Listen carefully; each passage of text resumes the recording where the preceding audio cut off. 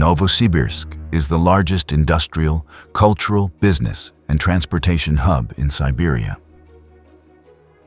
Every evening, together with the darkness, fear descends onto the streets. Lonely girls and women hurry home. Somewhere in the city, a maniac has gone out hunting. Who will he choose today? Who will not return home? Among the people, the killer has acquired many nicknames. The Siberian Chikatilo, the Satanic Maniac, the Novosibirsk Ripper. No one knew what he looked like or what he did besides killing. And what a nightmarish hell resides in his mind.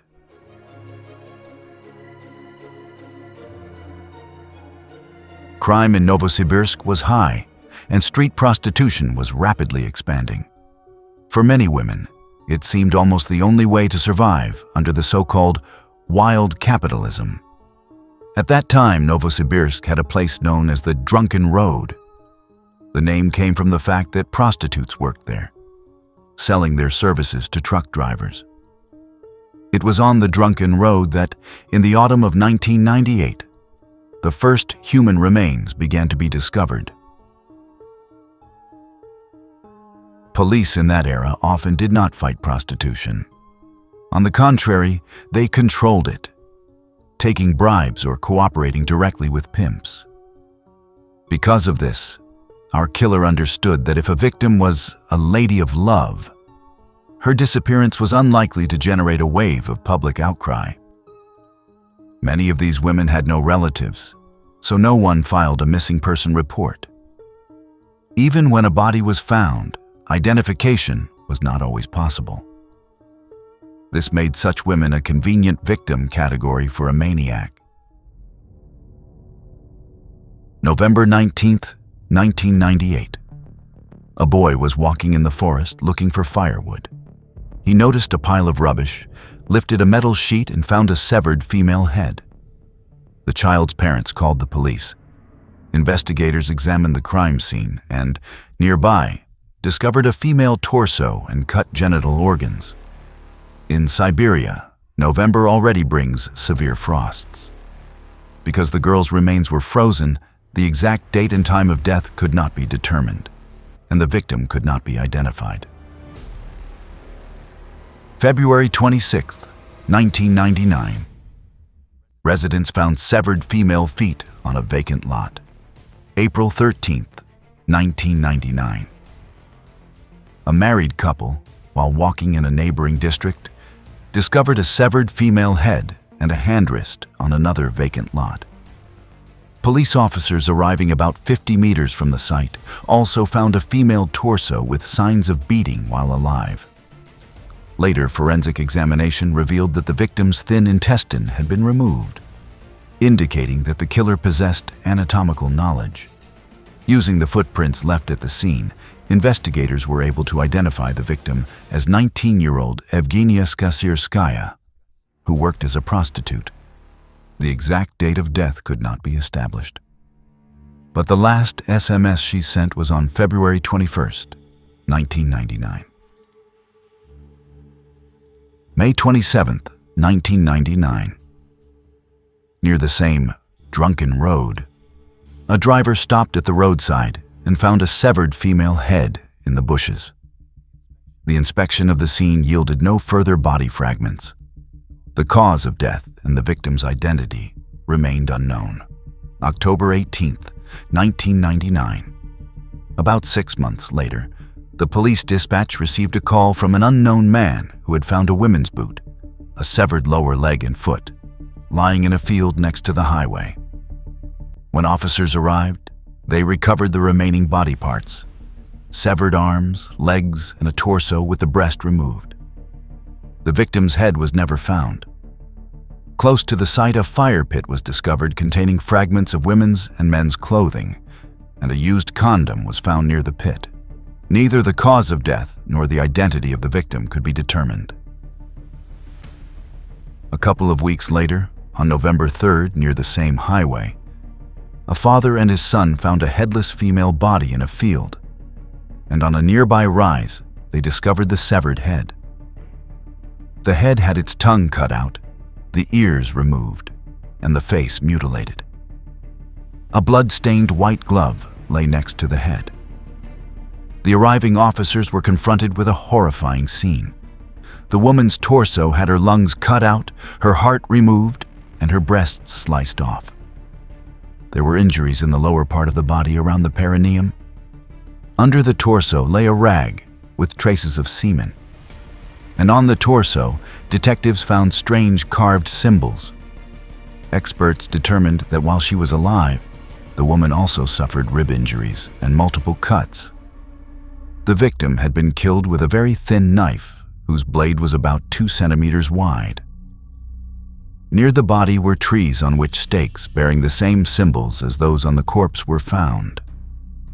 Close to the stakes was a fire pit that contained the charred remains of clothing and women's hairpins. The victim's identity was established. She was 28-year-old Svetlana Antonjuk, who also worked as a prostitute. She disappeared on October 26th and was killed around October 31st, right on Halloween. On April 1st, 2000, near a railway line, the hands of an unknown girl were found.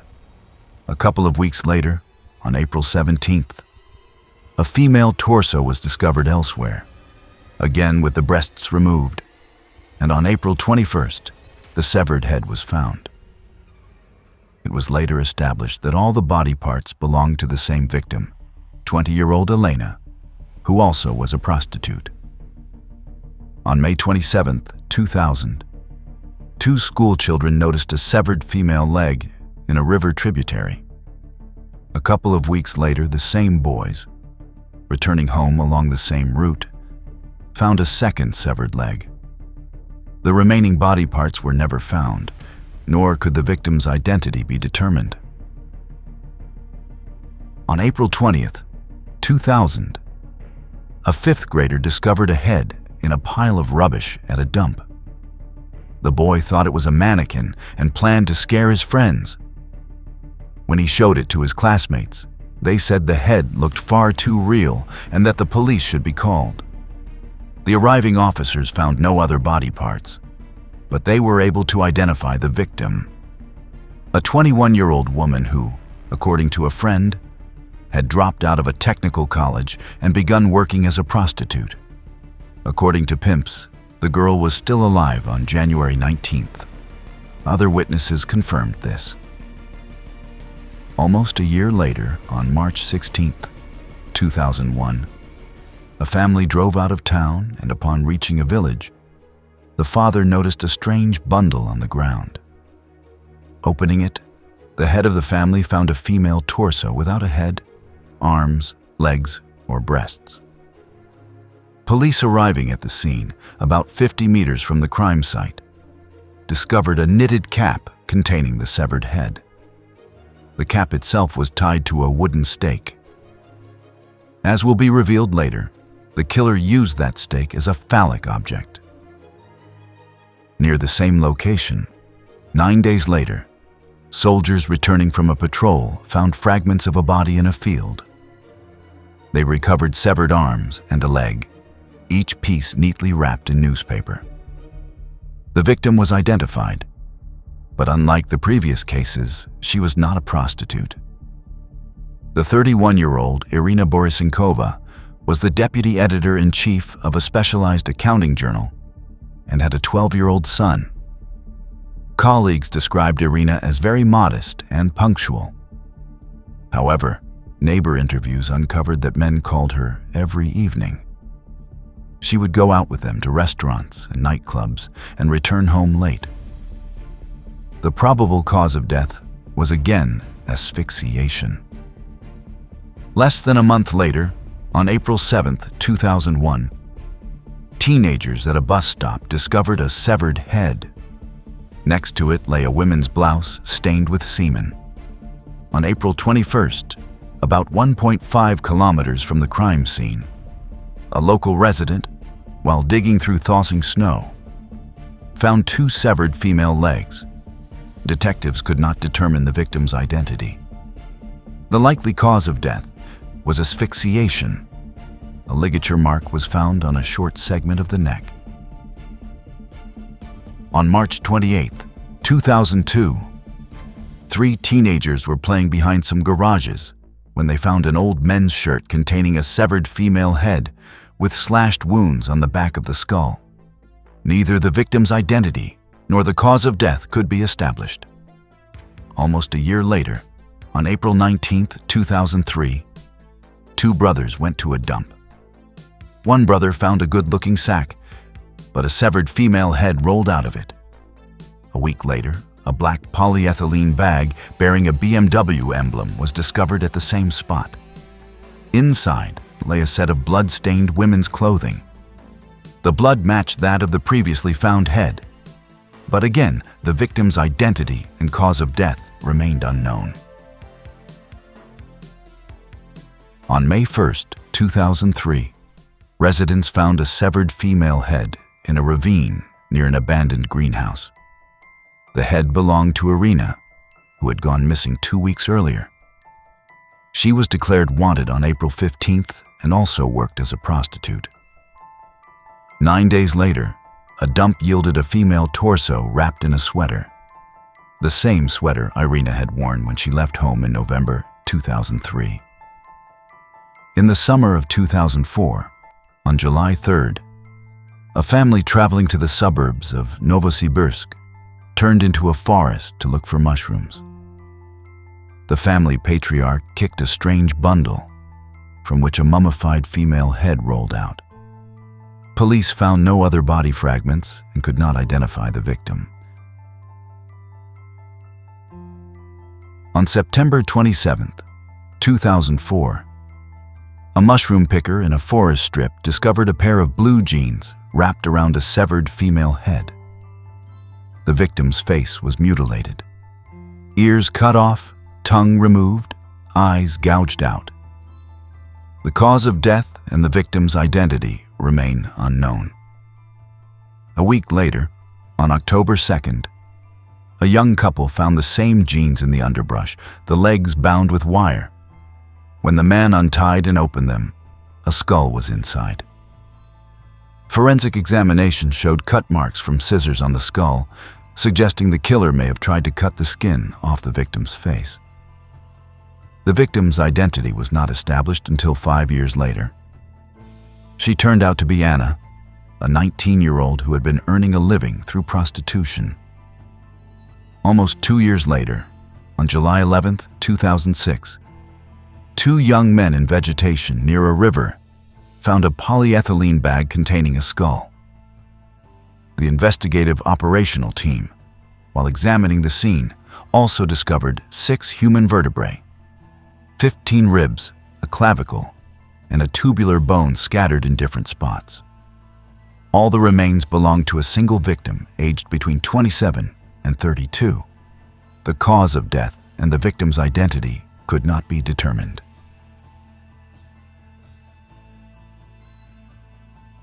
Across this whole series of murders, several key points stand out. First, all the body parts were found in different districts of Novosibirsk, so no one initially linked them as a single series. Each case was investigated separately, and sometimes not even that. For example, when the severed legs found on May 27, 2000 were discovered, no criminal case was opened because police did not locate any other significant body fragments. Second, in 3 episodes, strange symbols were carved into the skin of the recovered limbs. Near the crime sites, stakes bearing the same carved symbols were also found. The murders may have had a religious motive. The initial investigative hypothesis was that a satanic sect was responsible. Third, despite the killer's blatant display of the victims, virtually no physical evidence was left behind, and the DNA traces that were recovered did not help identify the perpetrator.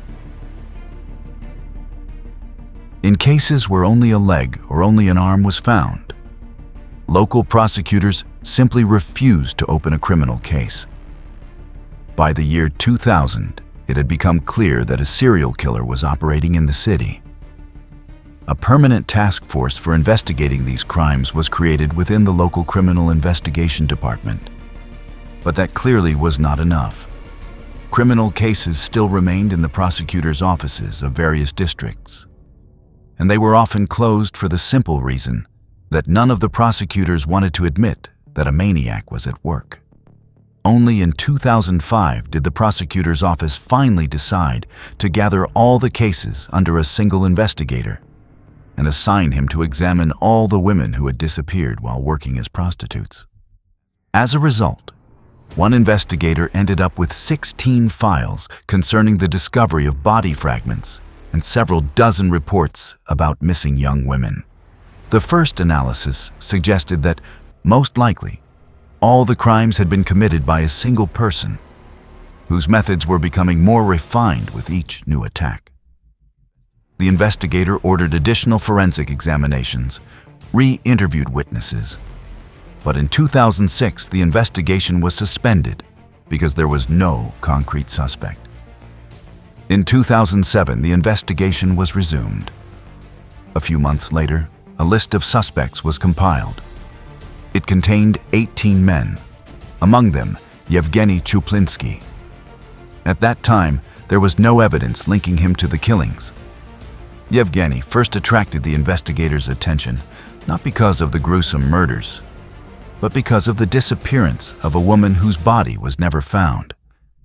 Yevgeny had taken from that woman a fashionable, high-end mobile phone that was considered very modern for the time.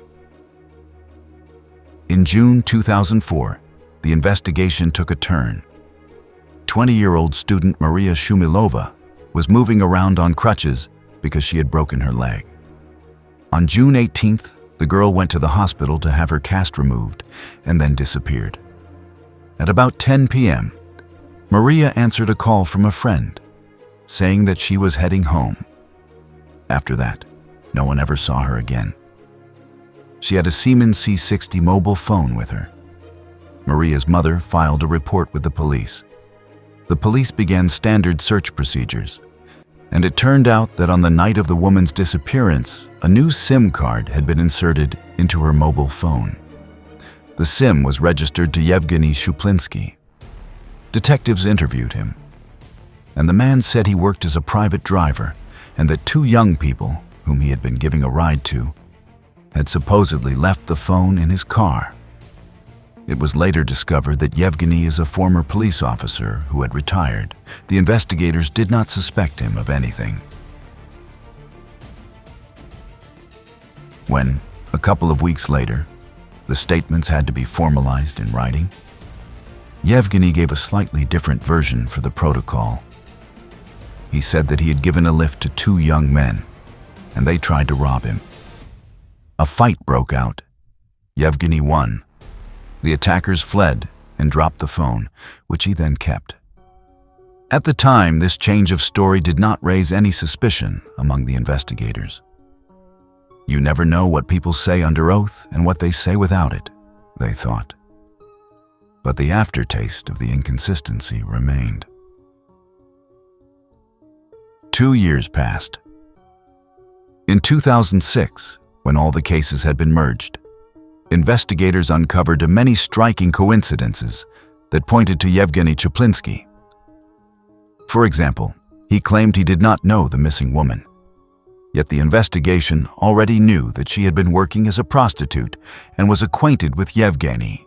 Interrogations of his former colleagues revealed rumors that he acted as a pimp for girls who disappeared near the Drunken Road.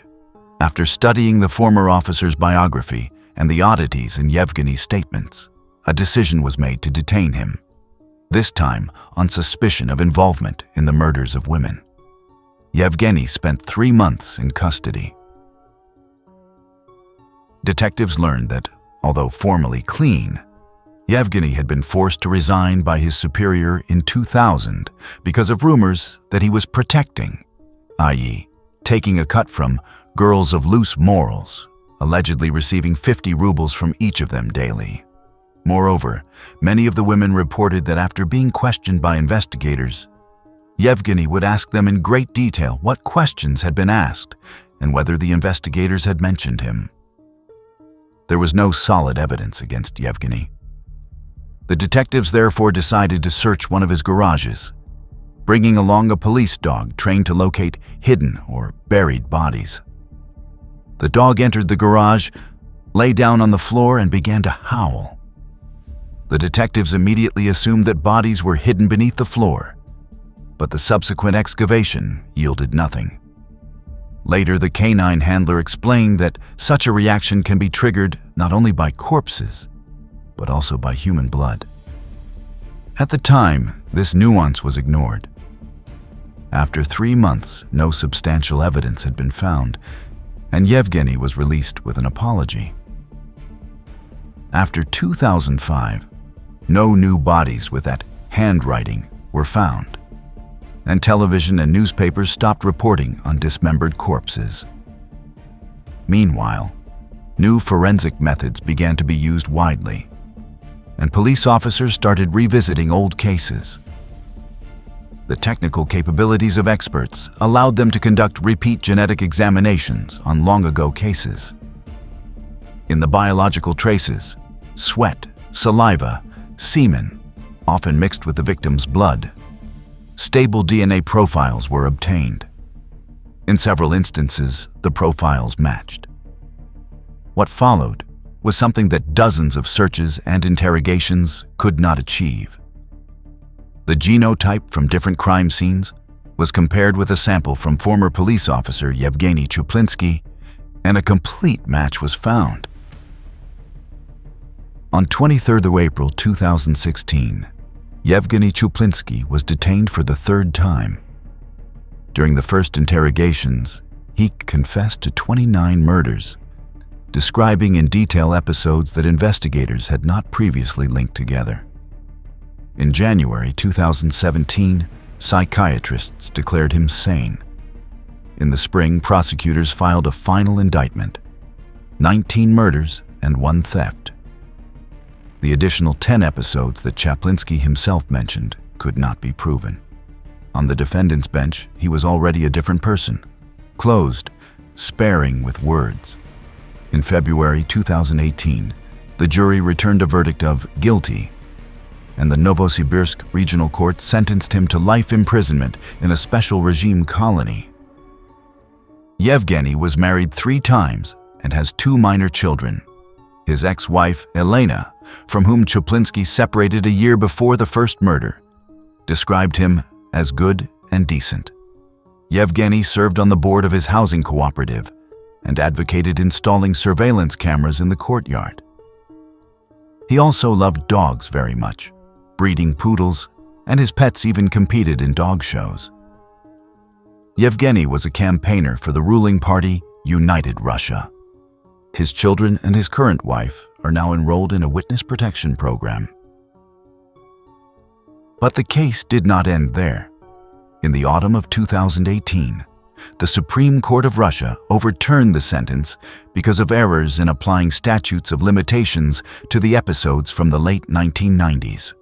For the victims' families, this looked like a new round of nightmare. And for the convicted man, it seemed like a window of opportunity. However, a retrial led to the same result. In November 2018, the regional court again imposed a life term, this time having corrected the procedural violations. A psychiatric examination established that Yevgeny Chuplinsky exhibited deviations, a drive toward killing and sadism in his treatment of corpses. According to psychologists and psychiatrists, Yevgeny hated women. He said that the most terrible and unwanted thing for a woman in her life is to look frightening and ugly. Where did the satanic cult maniac come from? It turned out that a demonic altar happened to be located near the site of another slaughter purely by chance. Chuplinsky learned about it and began to imitate ritual killings. Prostitutes became his primary victims because they were powerless, unsettled, defenseless girls who had moved to the big city in search of a better life. When I dismembered the body of that prostitute, I clearly felt that I had become an instrument of vengeance for her way of life, for her negative behavior, for all the insults she had inflicted on me. She herself provoked me. She forced me to kill. That is why, even after death, I wanted to disfigure her, to make her look terrifying, the maniac said during interrogation. Yevgeny Chuplinsky's case is simultaneously the story of a single serial killer, a city accustomed to horror, and a system that for years saw a murderer before it, but could not turn its suspicions into a conviction. On dumps, in thickets, in old refrigerators, on the sides of roads lay bodies labeled in the files as woman number 1, number 2, number 3, and so on. DNA testing, years later, turned those numbers into a series and the previously unidentified face into a specific person. Justice eventually caught up with Yevgeny. But the question of how many women might have survived had it happened earlier remains unanswered. During the investigation, Yevgeny confessed to 29 murders, but only 19 could be proven. The remaining bodies were never found. Nevertheless, the story does not end there. Katya Zavialova, an 18-year-old student, came to Novosibirsk to study dentistry. After just one semester, the girl disappeared. Her mother searched for her for a full 20 years. Only in 2024 was it discovered that Katya had been killed by Yevgeny Chuplinsky back in 2004. It was the DNA analysis of the victim's skull that finally allowed the police to identify the remains found in the Novosibirsk region. Katya's body still has not been located. How many other missing victims are hidden in the Siberian forests remains unknown. Thank you for watching the video to the end. To support the channel, please like, subscribe, and leave comments. We have many interesting stories.